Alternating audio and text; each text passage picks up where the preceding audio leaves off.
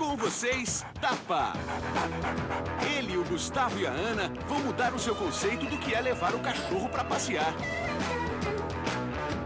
Foi um momento bem tenso da nossa viagem, eu perdi o cachorro. A gente ficou umas 2 horas, mais ou menos, procurando por ele, até que a gente encontrou o Tapa nadando na piscina.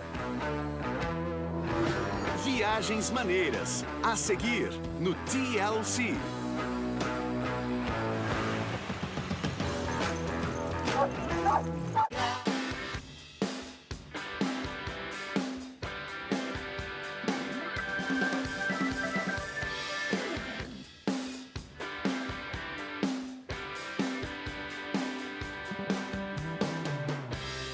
Nesse carnaval eu vou sair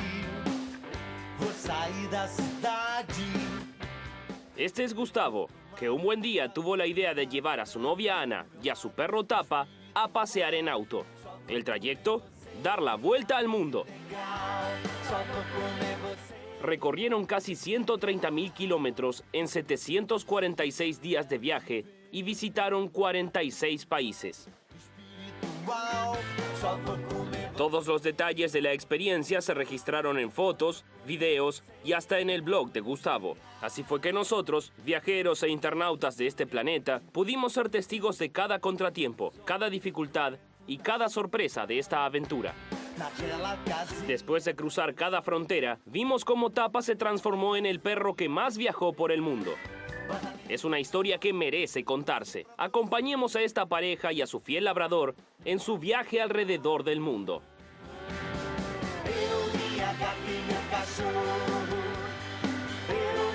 Viajes geniales.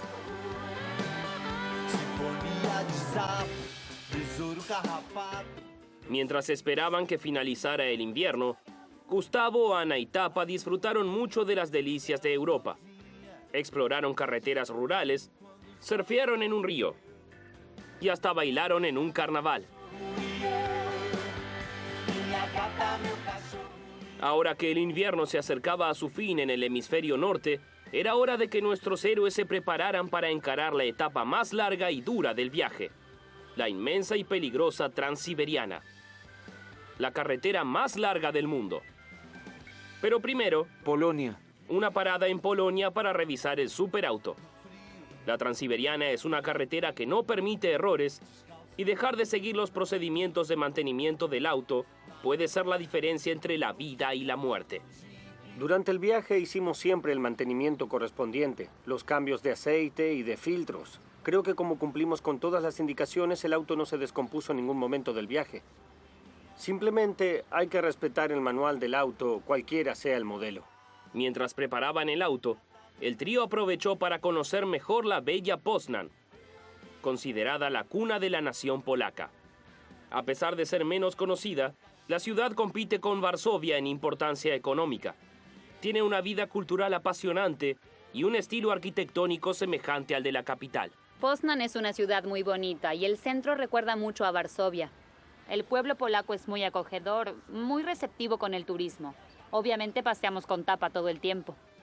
Mientras disfrutaban de la belleza de Poznań, Gustavo y Ana también celebraron con un poco de añoranza y satisfacción un momento importante de la travesía.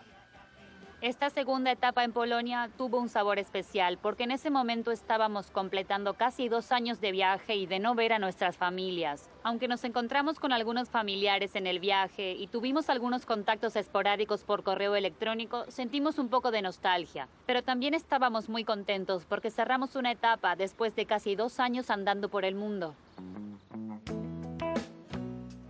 Tal como pasó en Polonia, que causó una mejor impresión en la segunda visita, nuestros blogueros también se sorprendieron con el nuevo pasaje por Lituania.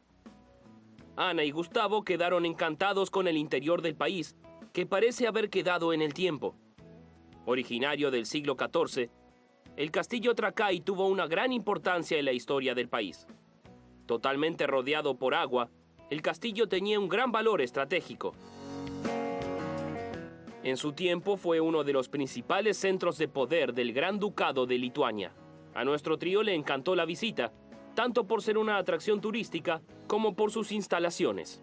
Fuimos a visitarlo sin esperar nada y encontramos un lugar maravilloso. Pudimos acampar a orillas del lago. Era un lugar increíble donde solo estábamos nosotros. Era un lugar bonito con mucha paz. Necesitábamos eso. Sí, es verdad.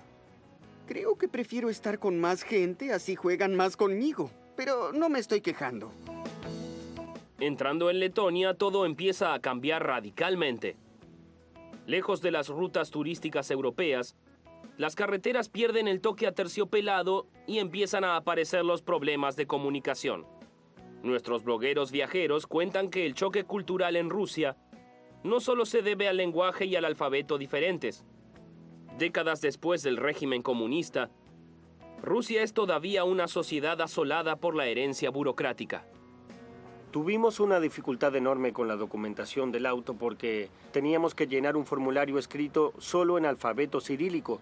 No entendíamos nada y los tipos intentaban explicarnos en ruso. Imagínense la confusión.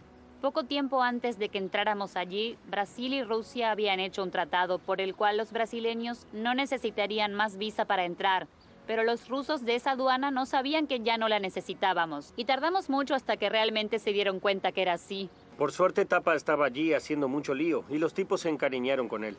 Esto ayudó a romper un poco el hielo que los rusos tienen en la frontera y a que tuvieran un poco de tolerancia con nuestra ignorancia del idioma. Pero nuestro trío tiene una meta. Y ni la burocracia ni las lenguas incomprensibles los harán desistir de completar su vuelta al mundo. La primera parada rusa de Gustavo, Ana y su fiel labrador Tapa fue en Pskov. Allí el trío empieza a descubrir los deslumbrantes vestigios de lo que alguna vez fue la Rusia de los Zares. Esta ciudad fue la capital de la pequeña república de Pskov. Resistió 26 sitios durante el siglo XV. Pskov, Rusia. Hasta que en 1510 fue definitivamente anexada al Imperio Ruso. Desde entonces se destruyeron muchas de sus pequeñas iglesias. Pero sobraron algunos ejemplos de su arquitectura característica, como la iglesia de San Cosme y Damián de 1463. En Rusia tienes que decir dónde estás y hacia dónde irás. Por ejemplo, si hoy estás en una ciudad en particular y piensas ir a otra, tienes que comunicarlo y sobre todo Completas un decir a qué formulario en ciudad cirílico, piensas ir. que es difícil y que tienes que pedir que alguien lo haga. Sí. Ese formulario es enviado al gobierno, porque tienen que saber dónde estás día a día. Siempre tienes que comunicarlo. Porque si nos paraban en la calle, teníamos la obligación de presentar ese documento. Y cuando saliéramos del país también lo tendríamos que presentar. Sí. Había muchos de esos formularios, de los lugares donde estuvimos. Debíamos indicar nuestro camino porque si no lo hacíamos, tendríamos problemas al salir. Con un nuevo día, una nueva entrada en el blog. Desde Pskov, el trío parte hacia San Petersburgo, donde empezará el gran desafío de esta etapa: recorrer la legendaria y temida carretera transiberiana. Elegimos San Petersburgo, uno de los principales puntos turísticos rusos. Es allí donde empieza la transiberiana. Nuestra idea era recorrerla de principio a fin hasta Vladivostok. Es una carretera de la cual no tenía muchas referencias en internet. Había muchas leyendas sobre ella, mucha gente diciéndonos que no fuéramos, que era peligroso. Pero era algo que queríamos vivir. La iglesia del Salvador sobre la sangre derramada en San Petersburgo se bautizó con este nombre por un episodio trágico.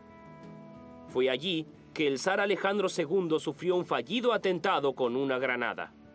San Petersburgo es una ciudad muy linda, tal vez una de las más bonitas. Algunos dicen que San Petersburgo es hasta más linda que Moscú, que tiene en el centro el Kremlin y la Plaza Roja también. Pero en San Petersburgo la arquitectura es más linda, más llamativa. Tienes un río que corta la ciudad con sus edificios y palacios. También tienen un Kremlin que nos impresionó mucho.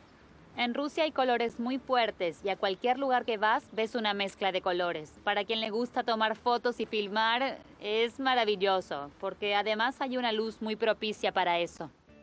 De regreso en la carretera, Rusia le depararía otra sorpresa a Gustavo, el conductor que creía haber visto todo en este viaje.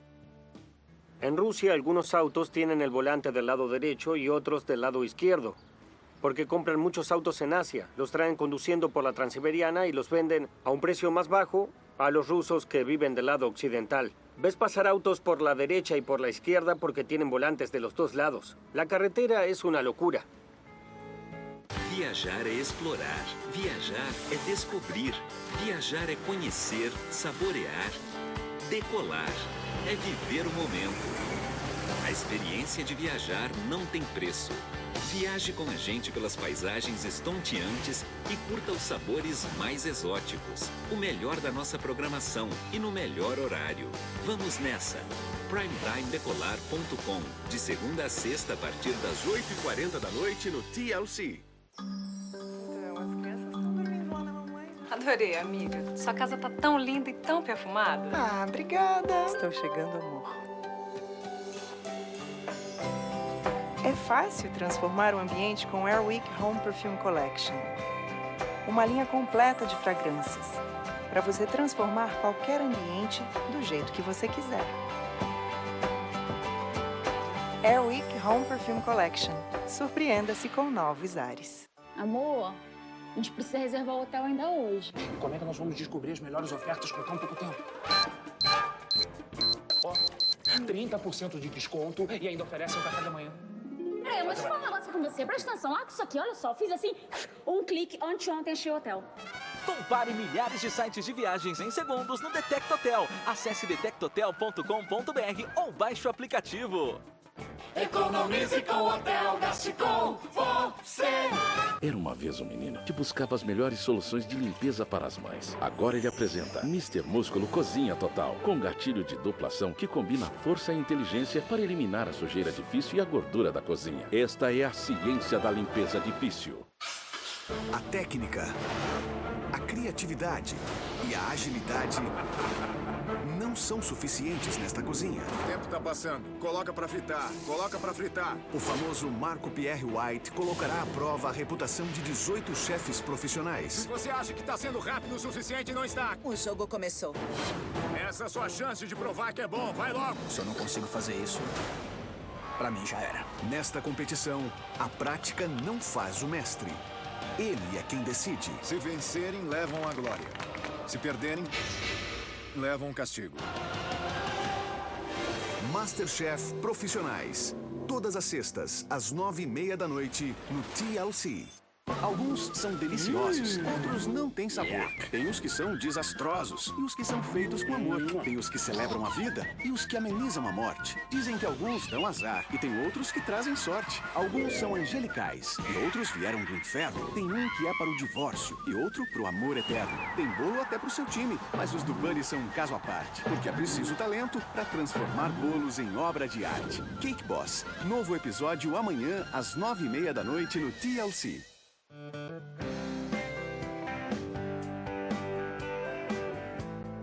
Siguiendo por la Transiberiana, nuestros héroes visitaron lo que se conoce como el Anillo de Oro de Rusia, una región de gran importancia histórica tanto en la formación de la Iglesia Ortodoxa como para la propia nación rusa. Son 5 ciudades consideradas museos a cielo abierto, con su arquitectura rusa que va desde el siglo XII hasta el siglo XVIII.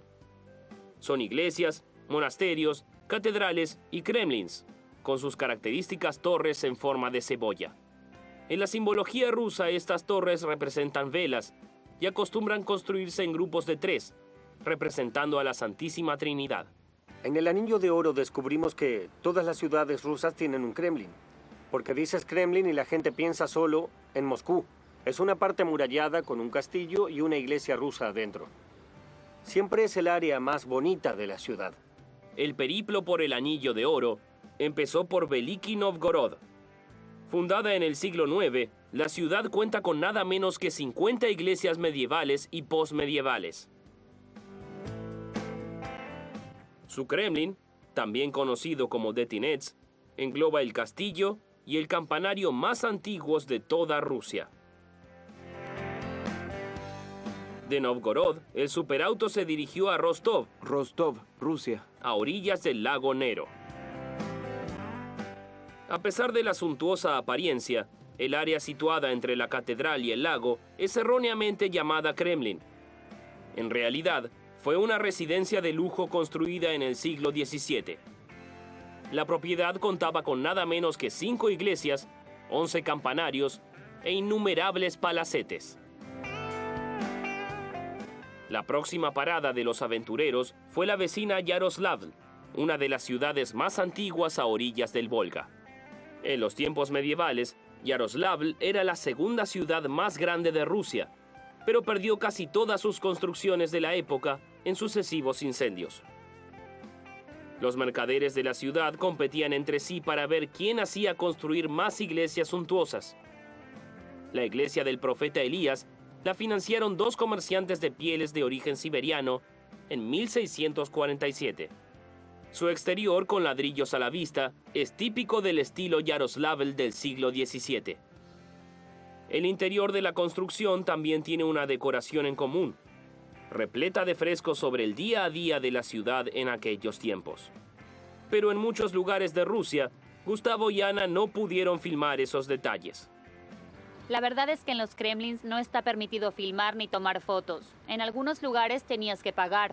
En los que pensábamos que realmente valía la pena, lo hacíamos, pero aún así había un cierto límite. Siempre había problemas de este tipo. A decir verdad, creo que el Kremlin es más bonito por fuera que por dentro. La estructura y la arquitectura son muy bonitas. Las estructuras son grandes y no puedes visualizar bien el todo. Por eso es mejor estar afuera, porque puedes tomar mejores fotos y tienes una idea integral de la obra. Una visión general del lugar. Parece que todo el mundo nos está vigilando. Es mejor poner cara de buen perro. Kostroma fue la siguiente ciudad del recorrido. La ciudad fue durante mucho tiempo el refugio de la élite moscovita cuando los atacaban invasores del sur o del oeste. Las imágenes del blog muestran la estatua de Iván Susanin, el campesino que despistó a un destacamento completo de invasores polacos guiándolos hacia un pantano. Cuando los polacos descubrieron que Iván los había engañado, lo mataron, pero no lograron salir del pantano vivos. La última ciudad del Anillo de Oro es Suzdal. Suzdal, Rusia. Con registros que datan de 1024, fue la capital de diversos principados rusos. Aún después de perder su importancia política, Suzdal se mantuvo como centro religioso. Hay un cierto punto en su historia en que tuvo la increíble proporción de 40 iglesias para apenas 400 familias, sin contar sus múltiples monasterios. Ana y Gustavo aprovecharon la atmósfera medieval antes de seguir viaje. Desde allí partieron hacia Moscú, donde empieza la parte más peligrosa de la Transiberiana. Moscú es el centro político, cultural y científico de Rusia. Esta capital es la megalópolis que está más al norte del planeta y cuenta con la mayor concentración de millonarios del mundo. Moscú, Rusia. Tantos atributos solo podrían justificarse con un paisaje imponente. Maravillados, Ana y Gustavo le agradecieron al destino por haberlos llevado a esa parte del mundo. La Plaza Roja es algo imponente. Cuando miras esa catedral y miras el Kremlin, sientes que no eres nada, de lo imponente que es el lugar. Todo está vigilado desde el punto de vista militar. Incluso nos regañaron porque no podíamos pasear con tapa por allí. Pero teníamos que ir y hasta pudimos tomar una foto magnífica de él en el frente. Y estuvo jugando con los rusos. Sí. La plaza que pisaron los líderes más importantes del planeta ahora también tiene el privilegio de recibir al perro que más viajó por el mundo, olfateando por la paz mundial. Hasta Moscú, nuestros héroes estaban aún dentro de la parte europea de Rusia. A partir de allí, dejaron atrás la previsibilidad de las rutas turísticas para encarar la temida Transiberiana. Ya era hora de conocer los lugares menos accesibles a los turistas comunes. El desafío que tenían por delante solo puede entenderse cuando se piensa las proporciones de la Transiberiana en términos globales. Es una carretera que atraviesa 1/3 del planeta. Es la carretera más larga del mundo. Pasas por entre 8 y 10 usos horarios de punta a punta. Recorres 1/3 del planeta en la Transiberiana. Es una carretera absolutamente legendaria y pasas por grandes extensiones donde no hay nada. Muchos puntos conectan la nada con la nada en la Transiberiana. Fuimos a esa locura sin saber bien qué esperar. Y fuimos sin teléfono, sin radio, sin absolutamente nada. Teníamos un pequeño mapa en el GPS que habíamos bajado de internet y que funcionó bastante bien. Antes de pasar por esta etapa del viaje, que fue la Transiberiana, marcamos todo el mapa, de qué ciudad a qué ciudad iríamos, cuántos kilómetros serían de una ciudad a la otra y dónde nos quedaríamos. Abarrotamos el auto de comida, de agua y de combustible. porque nos dijeron también que en el medio de la Transiberiana no había En gasolineras. realidad, en algunos puntos de la Transiberiana no hay gasolineras, pero hay un tanque de un camión de combustible, Sí. un camión tanque que tiene una bomba y que el tipo conecta al camión y espera allí a que pase alguien que quiera abastecerse para seguir. Sí, y compramos tanta comida, que todavía nos queda en casa comida de esa época. Latas de frijoles, Es verdad. pastas, muchas cosas que guardamos de recuerdo. Al final, para nuestros blogueros, los grandes peligros de la tan temida Transiberiana fueron en realidad una gran inmensidad y una gran monotonía. Ni siquiera el frío, que esperaban más intenso, arruinó el buen humor de nuestros aventureros. Tuvimos mucha suerte porque partimos hacia la Transiberiana al final del invierno, a pesar de que las personas nos decían que nos íbamos a morir. Tuvimos mucha suerte. No tuvimos temperaturas extremas. Pasamos por la nieve en algunos tramos del viaje, pero nada fuera de lo normal. En una travesía como esta tienes que contar con la suerte. Y nosotros realmente la tuvimos. Vi subir uma besta que tinha 7 cabeças e 10 chifres. E abriu sua boca em blasfêmias. E recebeu poder sobre todas as tribos, línguas e nações. E o povo disse: quem poderá lutar contra a besta?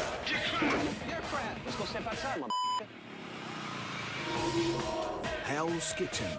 De segunda a sexta, às 7h50 da noite no TLC.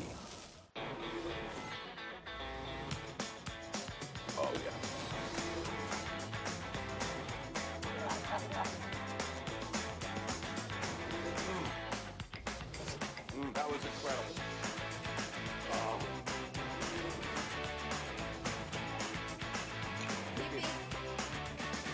I'm going down. Anthony Bourdain.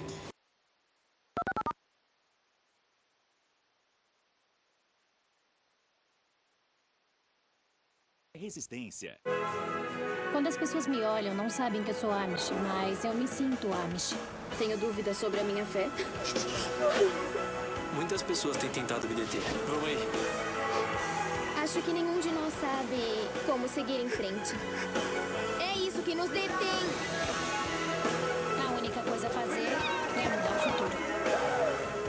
Mundo Amish, rompendo as regras.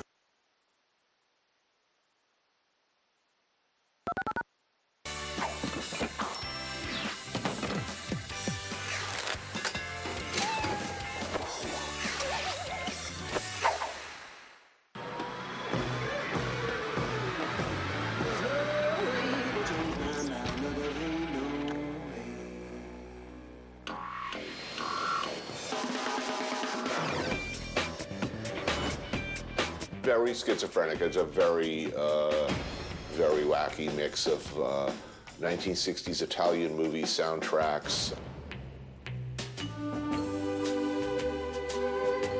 70s punk rock, rap, everything. You know, I like music.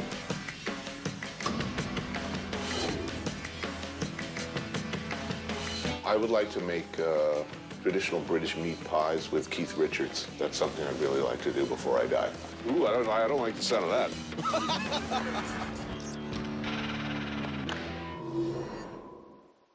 Viajar é explorar. Viajar é descobrir. Viajar é conhecer, saborear. Decolar é viver o momento. A experiência de viajar não tem preço. Viaje com a gente pelas paisagens estonteantes e curta os sabores mais exóticos. O melhor da nossa programação e no melhor horário. Vamos nessa! PrimetimeDecolar.com. De segunda a sexta, a partir das 8h40 da noite no TLC. Cuanto más avanzaban, más espaciadas estaban las ciudades y más se alejaban de la civilización. Si dentro de las rutas turísticas era difícil la comunicación, cuanto más se adentraban en la Transiberiana, hasta pedir un plato de comida podía causar malentendidos. La única cosa que me tomé la molestia de aprender para decir en las ciudades fue Dva piva, que significa 2 cervezas, y spasiba, que significa gracias. Para lo demás tomábamos un menú donde no entendíamos nada y hacíamos sin así, mirar. mira, este de aquí, y venía cualquier cosa.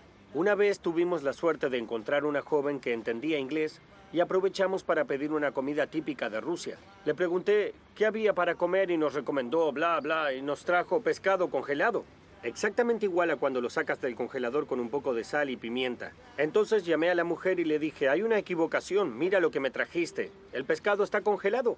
Me miró con mucha rabia y dijo que así era el plato y esa era la comida típica local. Si quieres la comes. Sí, si quieres la comes, si no quieres no la comes. Sí, es como si fuese un aperitivo para acompañar con vodka. Pellizcan ese pececito con sal y pimienta como si fuese un buñuelo de bacalao o algo así. Es comprensible para quien vive en la nieve. Está acampando, guarda el pescado en la nieve y si tiene hambre, saca el pescado de la nieve y lo come. Seguramente así surgió ese plato, el más loco que conocimos en el viaje. Gustavo, Ana y Tapa llegaron a la frontera con Mongolia, pero antes conocieron la bucólica ciudad de Ulan-Ude. Ulan-Ude, Rusia. Ulan-Ude es bonita. Hasta su nombre, Ulan-Ude, es un nombre mongol, el de una ciudad de Mongolia. Es una parte de Mongolia que Rusia ocupó. Pero llegas a Ulan-Ude y ves que todo el mundo es oriental. Ya no ves gente rubia con ojos verdes típicos de Rusia. Son todos orientales con cara de mongoles. Fue como conocer Mongolia, pero sin salir de Rusia. La visita a esa ciudad budista tan bonita fue... Es bellísima. Fue impresionante. Sentimos que habíamos llegado a Oriente.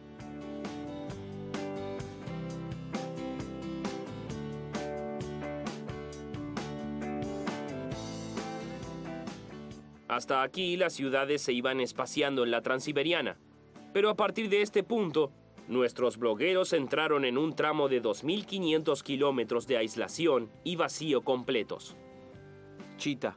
Cuando llegamos a Chita fue el momento de más tensión en la fase de la Transiberiana, porque de allí en adelante no tendríamos más contacto con nada y estábamos muy preocupados en poder dejar a nuestras familias tranquilas y que supieran que estábamos bien. ¿Cómo haríamos eso? No había forma. Y la poca información que teníamos era que en el tramo entre Chita y Khabarovsk no había absolutamente nada. Ahí todos tenían problemas. El trato que hicimos con nuestras familias, que era nuestra mayor preocupación, fue que no se desesperasen, que intentaríamos hacer la ruta lo más rápido posible, pero que si no nos comunicábamos con ellos, se quedaran tranquilos hasta que consiguiéramos hacerlo de alguna forma. Otra cosa importante fue que, como no sabíamos qué pasaría en la Transiberiana, el auto tendría una reserva muy grande de combustible, como para transitar 1.200 kilómetros, y estar abastecido era lo más importante. Tenía 200 litros de agua para la higiene y entre 40 y 60 litros de agua potable.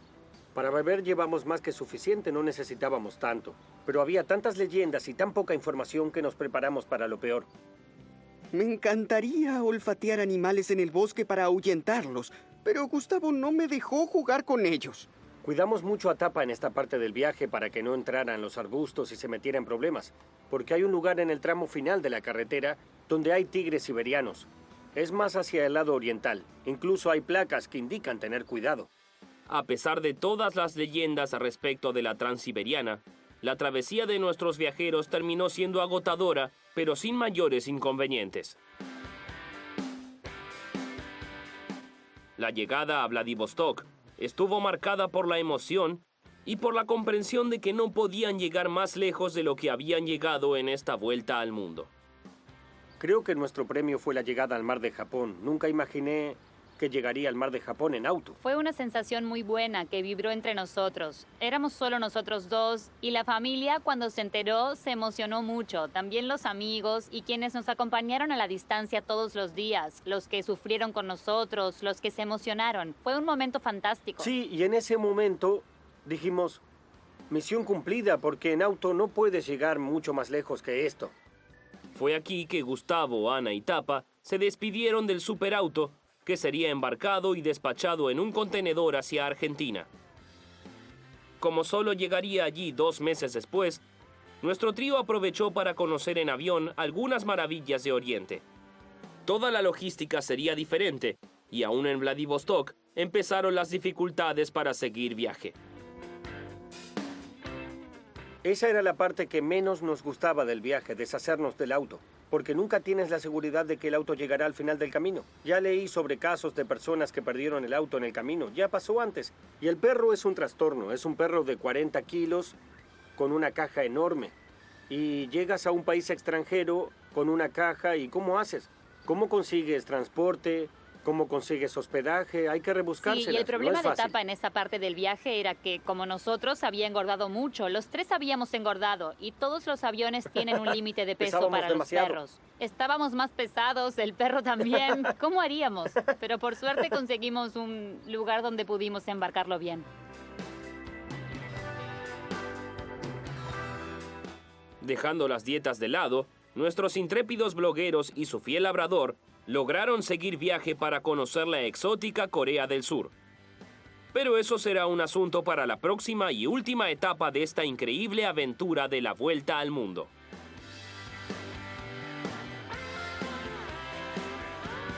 Doblado al español en Civisa Media.